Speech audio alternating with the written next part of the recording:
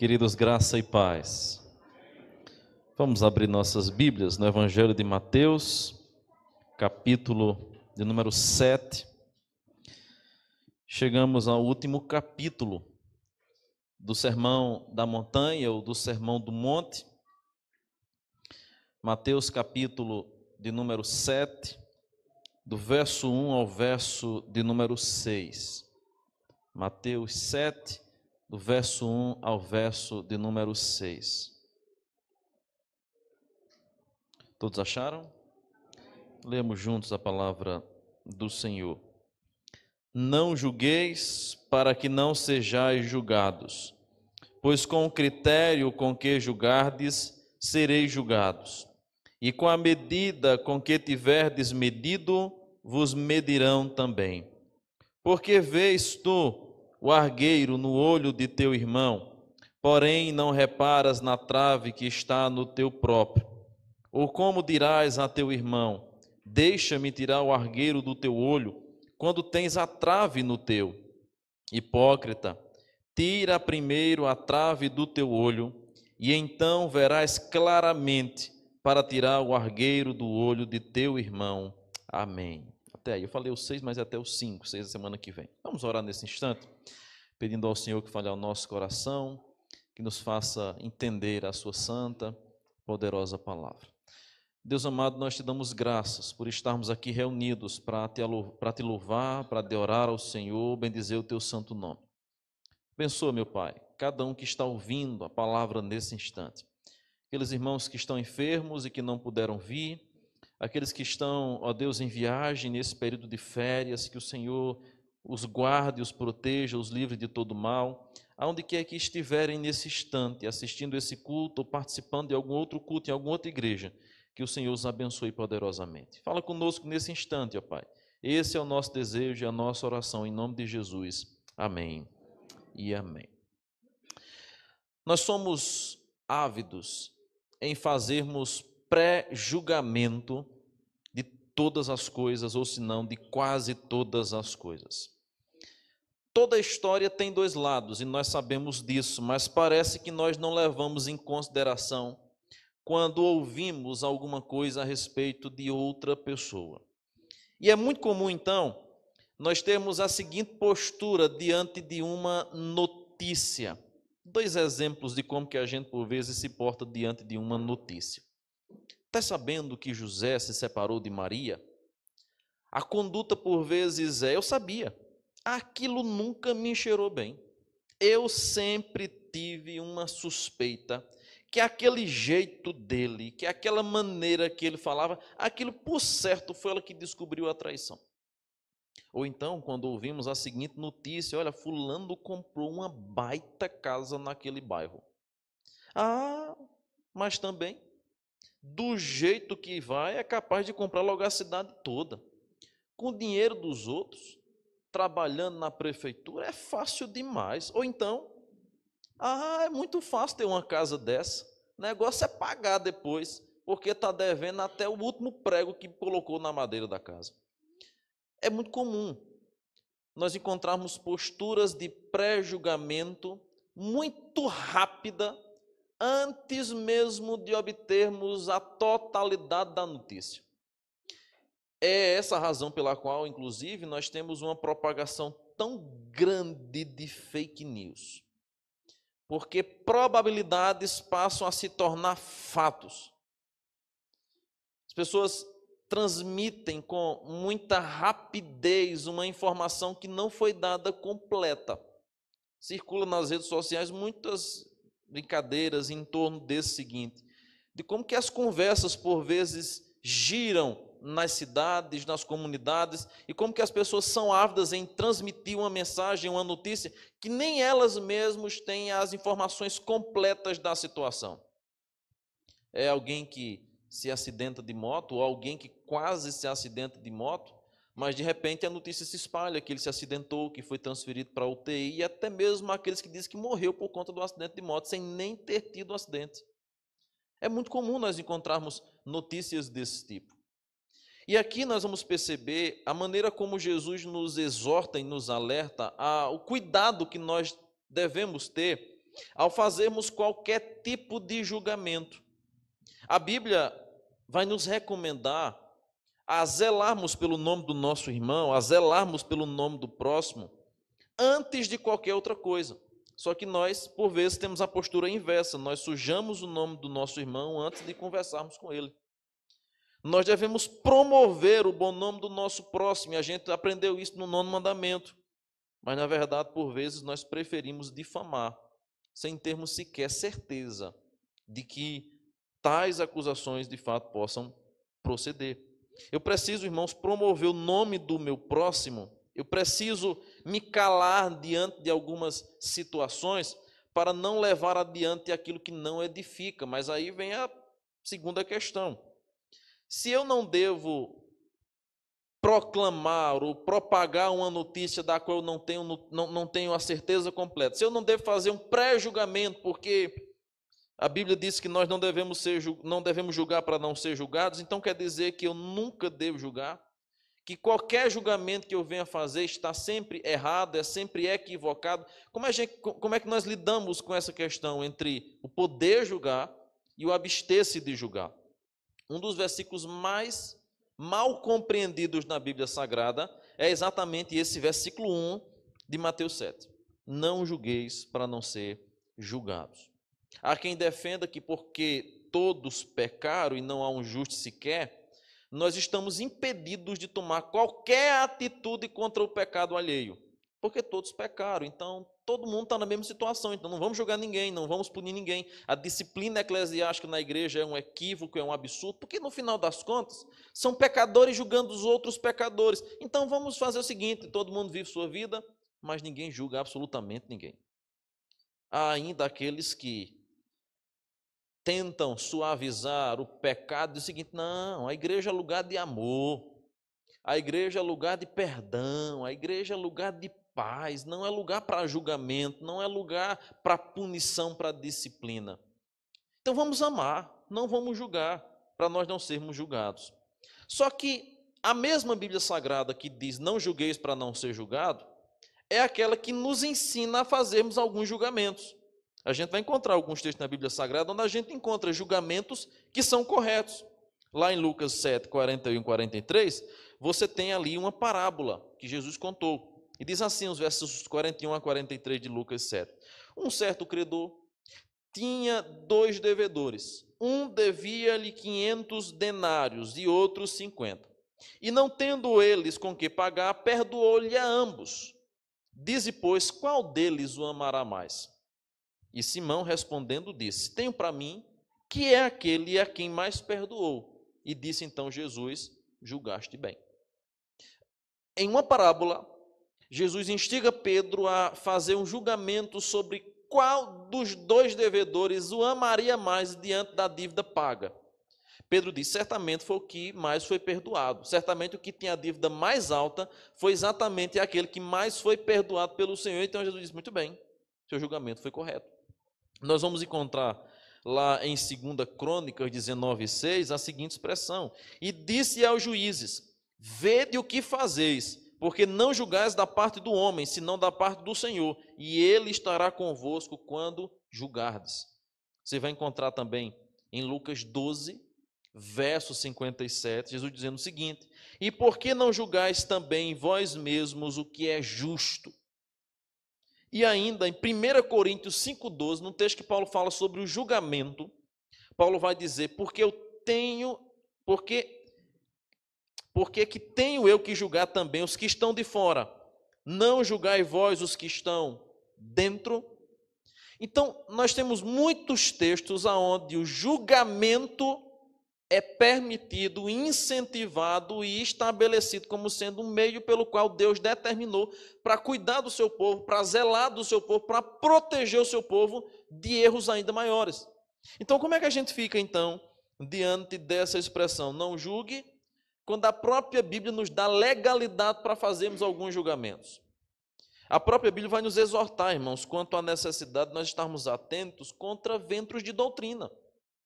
Paulo vai dizer isso em Timóteo, vai alertar no livro de Gálatas sobre aqueles que tão depressa passaram para outro evangelho que não foi o evangelho que Paulo divulgou. Então, julgar corretamente É necessário. Nós devemos fazer o julgamento desde que seja corretamente. Cristo, quando agora, nessa finalização do Sermão do Monte, fala sobre o julgamento, ele não quis dizer, ou intencionava dizer, que é errado proferir qualquer juízo. Na verdade, o que Jesus agora quer nos ensinar aqui é a maneira como nós julgamos, que pode ser totalmente equivocada. O próprio Cristo vai fazer isso em muitos momentos quando reprova os fariseus e diz aos seus discípulos que devem reprovar também algumas atitudes. Então, o julgamento, irmãos, em si não é pecaminoso. Ora, o que seria de nós se nós não julgássemos as heresias que se espalham, os malfeitores que se multiplicam por toda parte? O que seria de nós? O que seria da igreja se nós não tivéssemos um crivo baseado na palavra para dizer isso aqui não pode entrar na igreja? O que seria de nós? Se nós agora abríssemos as portas da igreja para todo tipo de prática, como estaria a igreja presbiteriana de Bom Conselho daqui a um ano? Se de repente nós liberássemos aqui toda música, toda apresentação, todo tipo de dança, todo tipo de teatro, todo tipo de cultura dentro da igreja, todo tipo de movimento, como estaria a nossa igreja daqui a um ano? Uma completa bagunça. Então, nós temos liberdade e autoridade para, a partir da palavra de Deus, fazermos sim alguns julgamentos. Agora, esse julgamento precisa ser cuidadoso. Eu então queria falar nessa noite sobre o cuidado com o julgamento hipócrita. Cuidado com o julgamento hipócrita. Julgar não é pecado, mas quando nós julgamos de maneira hipócrita, nós pecamos. Nós acabamos desviando o ensino que o Senhor Jesus nos ensinou. E vamos ver então 3 razões pelas quais nós deveríamos ter cuidado no nosso julgamento. Especialmente quando a gente fala sobre o julgamento hipócrita. Primeiro, porque o julgamento hipócrita encontra sempre erro em todo lugar. O julgamento, quando ele é hipócrita, ele vai encontrar erros e falhas minúsculas em todos os lugares, porque ele é, conforme diz o texto, hipócrita. Jesus mesmo vai chegar a certas conclusões com respeito aos escribas e fariseus. Vai dizer, olha, vocês são sepulcros caiados. Foi um julgamento da parte de Cristo. Agora, é bem verdade que nós não podemos, assim como Jesus fez alguns juízos, fazê-lo por causa de nossa limitação. Por várias razões. Nós não temos a onisciência de Cristo, nem a sua onipresença, nem a sua onipotência. Então, eu não conheço plenamente, completamente todas as coisas, eu não estou, nem estava em todos os lugares quando aconteceu certo episódio, nem tenho eu poder para intervir naquilo. Por isso que o julgamento de Cristo, ele era sempre definitivo. Aquilo que Cristo dizia ser, não havia mudança, porque era um julgamento definitivo. Diferente do mestre, nós não podemos fazer um julgamento definitivo, porque nós não sabemos o que poderá acontecer amanhã. Hoje eu posso dizer que alguém está entregue de fato aos seus pecados, mas eu não tenho poder para dizer como será o resto de sua vida. Se essa pessoa será mudada, se será transformada, se arrependerá, não tenho condição de fazer isso. Mas eu posso, baseado na palavra, estabelecer aquilo que a gente vê. A própria palavra é a mesma que diz que pelo fruto nós conhecemos as árvores. Então, o cuidado que nós precisamos ter com o julgamento hipócrita é porque ele encontra erro em todo lugar. E é exatamente assim que o versículo 1 e 2 vai dizer: pois com o critério com que julgardes, sereis julgados. E com a medida em que tiverdes medido, vos medirão também. O que Jesus está nos ensinando aqui, irmãos, é nós termos uma postura criteriosa ao fazermos um julgamento, mas ao mesmo tempo amorosa. Sabe por quê? À medida que nós julgamos, nós também seremos julgados. Com o peso que nós julgamos o nosso irmão, certamente nós também receberemos tamanho peso.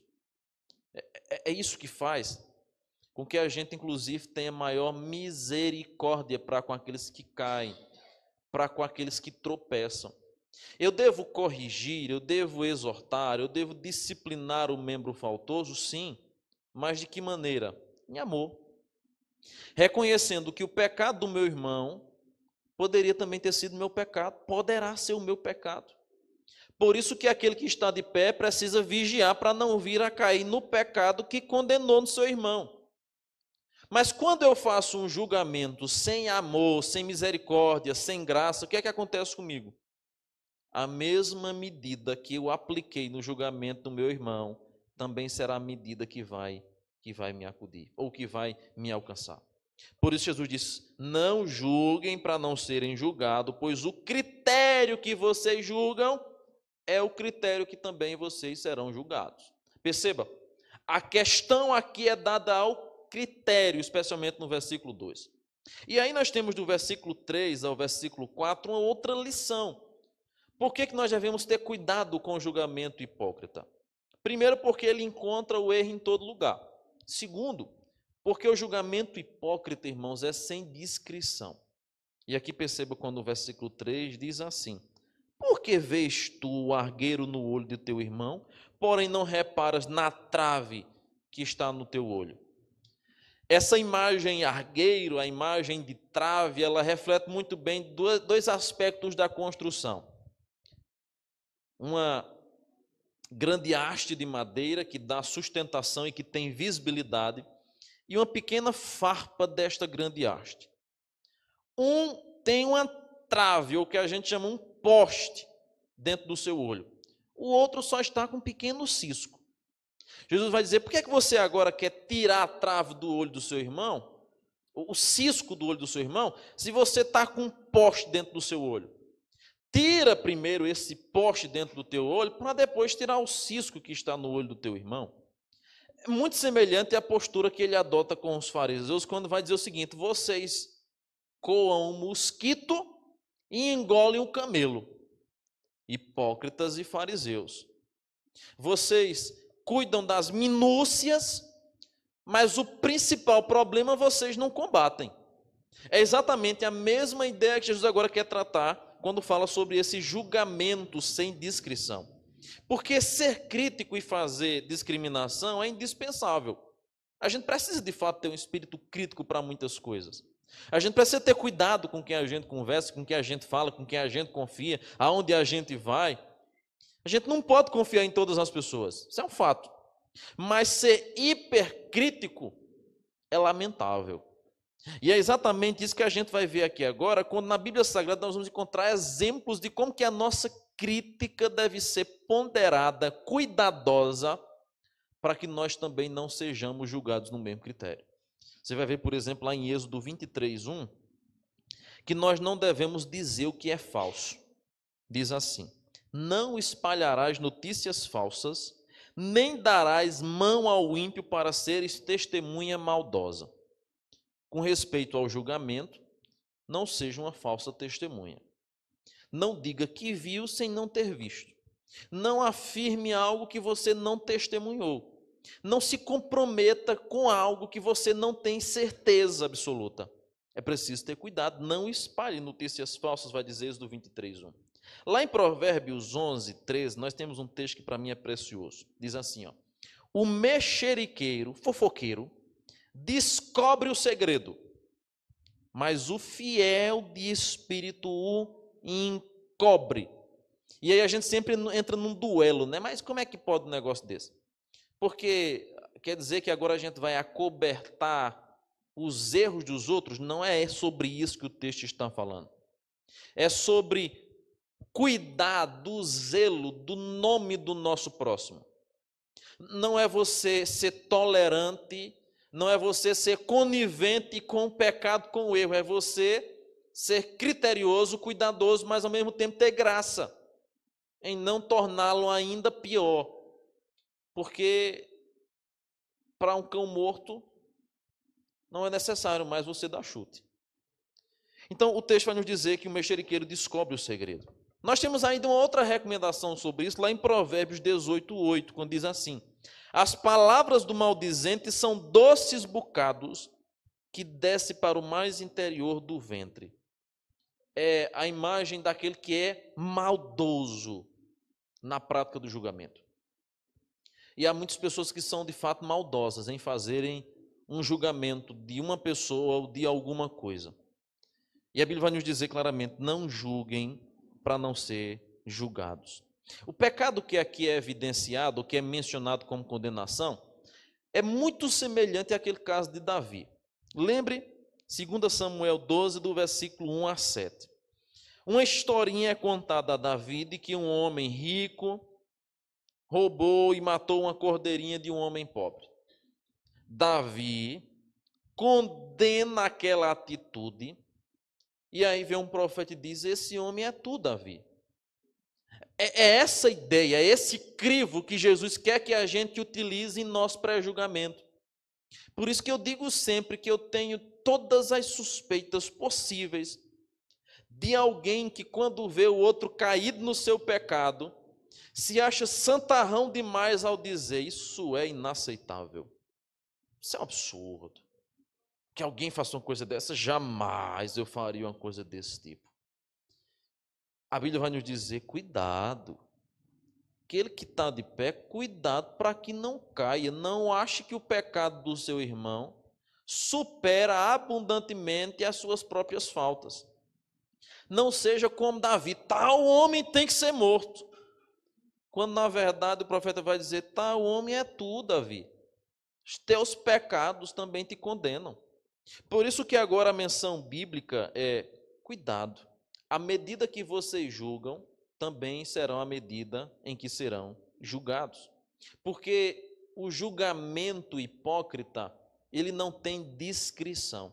Lembra quando Jesus fala sobre a maneira como deveria se disciplinar o faltoso? Olha, se o teu irmão pecar contra ti, vai a ele, argumenta o caso. Se ele se arrepender e confessar o pecado, ganhaste teu irmão. Mas se, porém, ele permanecer resistente, chama uma testemunha. Se ele reconhecer, acabou-se o caso. Mas se ele ainda assim permanecer resistente, diz-o à igreja. A igreja o disciplina, ele não acolhe, não recebe a disciplina, considera gentil publicano, entrega ao diabo, porque não está se arrependendo dos seus pecados. Só que a questão é: qual é o processo dessa disciplina? Primeiro eu vou lá. Primeiro eu argumento. Primeiro eu questiono. Primeiro eu busco saber os fatos. Depois eu tomarei as devidas providências, indo a ele ou indo ao conselho responsável, indo às autoridades responsáveis por tal situação. Só que por vezes a gente costuma inverter os fatos. A gente vê o pecado, e ao invés de agora trabalhar em cima deste pecado, a gente divulga o pecado, e quando a gente é chamado para dar testemunho, dizer o mesmo não. É muito comum isso. E às vezes algumas pessoas questionam: mas porque olha, todo mundo sabe que está tendo isso, mas não tem uma disciplina. Porque falta testemunha. Porque muitas pessoas são ávidas a condenarem, a dizerem, a exporem, mas na hora de prestarem um testemunho do que viram, não, eu não quero me meter com isso. Então você quer testemunhar ou você quer espalhar o boato para todo mundo ver, mas na hora de assumir a responsabilidade, dizer eu vi e eu estou aqui para testemunhar, você se omite, o que é que isso mostra? Que o desejo que há no seu coração é somente destruir o seu próximo. Ao invés de colaborar, de ajudar na repreensão, na disciplina, na admoestação, para que ele seja consertado, mudado. E aí Jesus vai dizer: cuidado, porque com a mesma medida que vocês julgam, vocês também serão julgados. O julgamento hipócrita, ele não tem discrição. Ele prefere divulgar a todos antes de tomar qualquer atitude bíblica, conforme a Bíblia nos instrui. Por isso o versículo 4 vai então dizer o seguinte: ou como dirás a teu irmão, deixa-me tirar o argueiro do teu olho, quando tens a trave no teu? Não é possível. Não é possível que seja feito assim. Mas em terceiro e último lugar, nós precisamos ter cuidado com o julgamento hipócrita, porque o julgamento hipócrita sempre aponta os erros alheios e nunca aponta os seus erros. Veja comigo o versículo de número 5. Hipócrita, tira primeiro a trave do teu olho, e então verás claramente para tirar o argueiro do teu irmão. Tem uma trave dentro do seu olho. Como é que você quer enxergar o pecado do seu irmão Se há uma trave no seu olho, você está vendo de maneira distorcida. Você não está vendo claramente à luz das Sagradas Escrituras. Tire primeiro a trave do seu olho. Tire primeiro esse poste que está aí dentro, para você depois fazer o julgamento do seu irmão. Jesus, irmãos, condena qualquer atitude que seja de cunho hipócrita. É aquela velha história que a gente conhece muito no dito popular. O sujo falando do mal lavado. Não é assim que a gente, por vezes, vê o mexeriqueiro? O mexeriqueiro, o fofoqueiro, tem as mesmas características. A gente que fala muito, tenha cuidado, porque é exatamente assim, é o sujo falando do mal lavado. Um dia eu vi uma coisa assim que eu fiquei abismado na rede social. Por acaso, alguém fez uma crítica terrível a uma outra pessoa, não sei se era uma outra mulher, sei lá, sobre uma deficiência que havia em uma parte do rosto, não me lembro direito o que era, eu só sei que a pessoa foi lá e descascou assim um comentário triste, zombando da pessoa, que a pessoa não tinha isso, não tinha aquilo outro, só que de repente estava a foto da pessoa lá, só pela misericórdia. Aquele que a gente assim, não quer dizer que é feio, mas que era feio mesmo. Tira a trave do teu olho, é a imagem de Cristo Jesus aqui. Porque o hipócrita, ou aquele que julga de maneira hipócrita, aponta os erros dos outros sem olhar para os seus.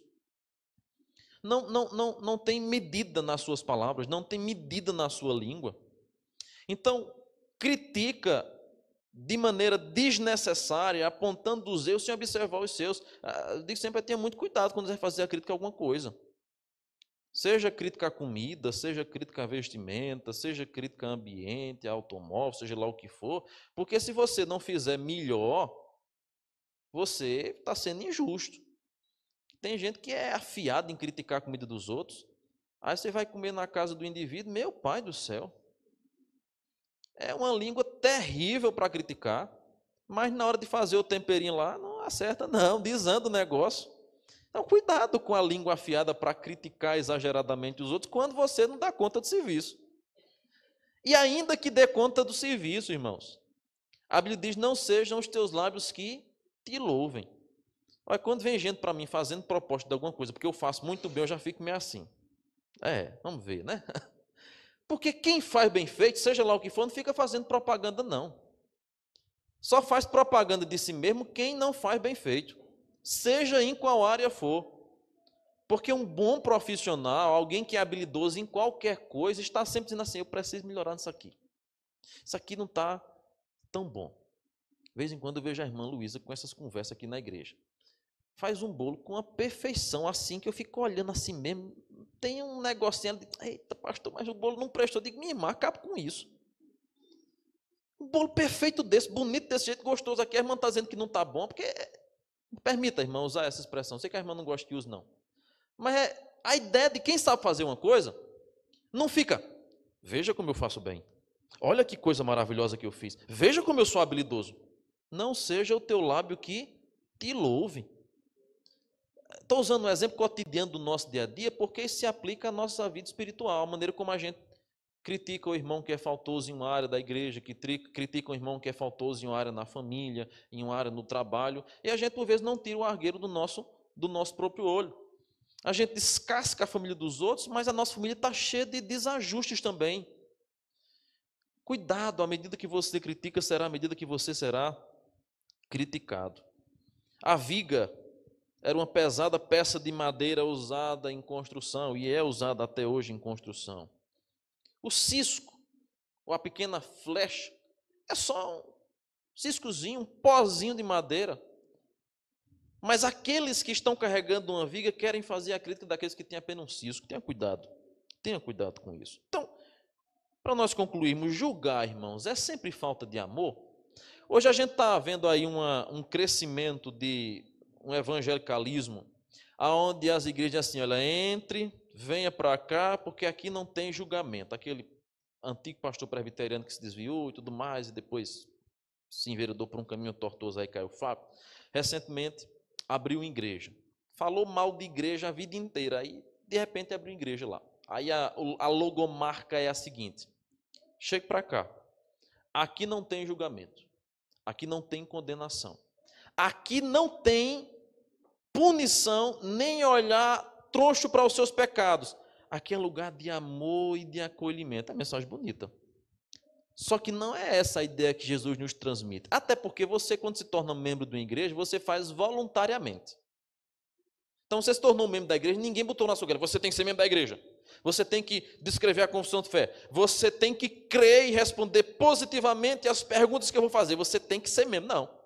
Voluntariamente você quis fazer parte desse povo. Voluntariamente você veio aqui à frente, fez promessas, que se comprometia em se submeter à disciplina eclesiástica, em contribuir, em fazer parte, em dar bom testemunho. Você voluntariamente fez isso. Ninguém lhe obrigou a fazer isso.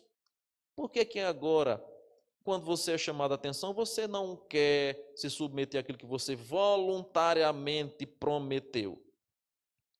Aí, essa nova modalidade de igreja que vem surgindo por aí, traz consigo essa ideia: a igreja não pode ter julgamento. Não. Será que julgar é falta de amor? Pelo contrário. Pelo contrário. Considera-se desamor a exposição pública, a vergonha, a difamação, a propagação desnecessária. Isso é desamor. Isso é julgamento desnecessário. É aquele tipo de disciplina que bota o camarada na frente e conta para a igreja detalhe por detalhe do que ele fez, para depois os irmãos sair descendo a lenha. Isso sim é desumano, é desamor, é disciplina que de fato não é estabelecida pela palavra. Agora veja, o julgamento, ele é uma demonstração de amor. Porque, irmãos, nós temos algumas razões para julgar e algumas razões que nos mostram que o julgamento não é falta de amor. Porque considerar falta de amor a discordância quanto aos erros de alguém é desconhecer a natureza do amor bíblico, que é um amor, conforme eu falei pela manhã, que confronta, que exorta. O profeta Oséias vai falar sobre o problema que estava acontecendo no meio do povo de Deus, porque no meio do povo de Deus não havia amor, nem havia verdade. Então, é preciso nós julgarmos, é preciso que a gente, de fato, corrija aqueles que estão faltosos, porque o amor bíblico é o amor que corrige, que disciplina. Porém, nós precisamos lembrar que é preciso ter alguns cuidados quando nós fazemos algum tipo de julgamento. E aí, irmãos, falta de amor para com as pessoas seria deixar que elas continuassem a ser enganadas, sem ao menos lhe avisar o caminho que eles estão percorrendo. Aí é falta de amor. Aí você vê seu irmão se atolando no pecado, diz, não vou dizer não, para não incomodar. Aí você vê o irmão faltoso, que hoje à noite poderia estar na igreja, mas está por aí assistindo televisão, passeando, fazendo isso, aquilo, outro. Você diz, não, mas deixa quieto, porque cada um, né? Não, você exorta, você corrige. Agora, claro, semana que vem nós vamos falar, né? Nós não vamos dar pérola aos porcos. Nós não vamos lançar aos cães algo precioso. Há um limite para isso, inclusive. Há um limite para isso, inclusive. Semana que vem a gente vai falar sobre esse outro dito difícil de Jesus, que é não lançar pérola aos porcos. Mas você, por amor ao seu próximo, por amor ao seu irmão, você vai corrigir, meu irmão, olha, essa postura aqui do irmão, a Bíblia Sagrada diz assim, assim, assim. Minha irmã, olha, essa sua vestimenta aqui não está muito legal, a irmã está gerando tais sentimentos, a irmã poderá produzir aí cobiça, a irmã poderá fazer isso. Meu irmão, olha, essa sua postura na rede social não está legal. Não é um julgamento de desprezo, não é um julgamento de soberba, mas é em amor, irmãos. É em amor. O amor bíblico verdadeiro corrige, disciplina. Quem ama, cuida, zela, fala a verdade.